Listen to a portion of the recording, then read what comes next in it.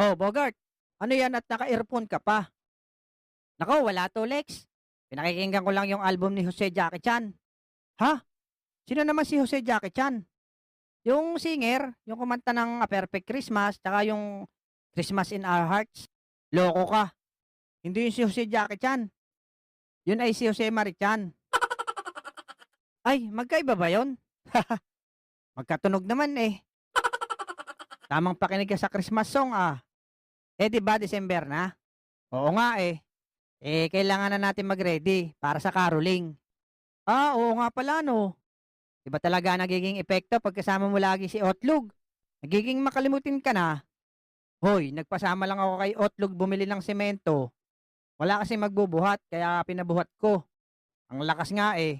Kayang buhatin yung 3 sako. Sana isinama mo si Abudo at nang mabawasan ng hangin yun sa tiyan. Speaking of Abudo, asa na kaya yung malusog na yun? Nako, baka nasa kainan na naman yun.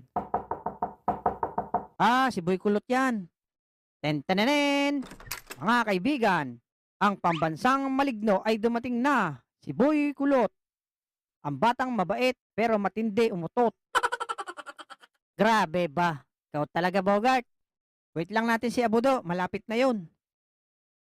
A few inches later.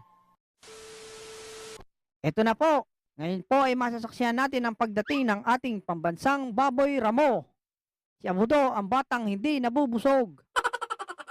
Pagod na pagod ka yata, Abudo. Tumakbo kasi ko, Lex. Nasaan na yung pagkain? Mamaya na yung pagkain mo.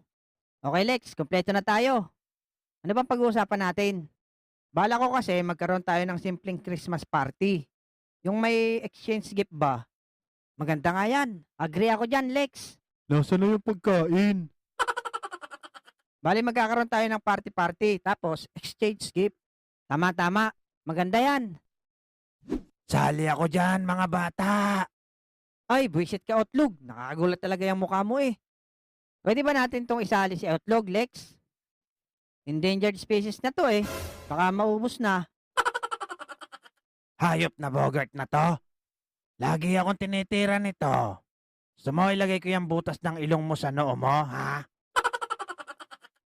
Pwede na yan. Mag-invite rin kayo ng ibang friends.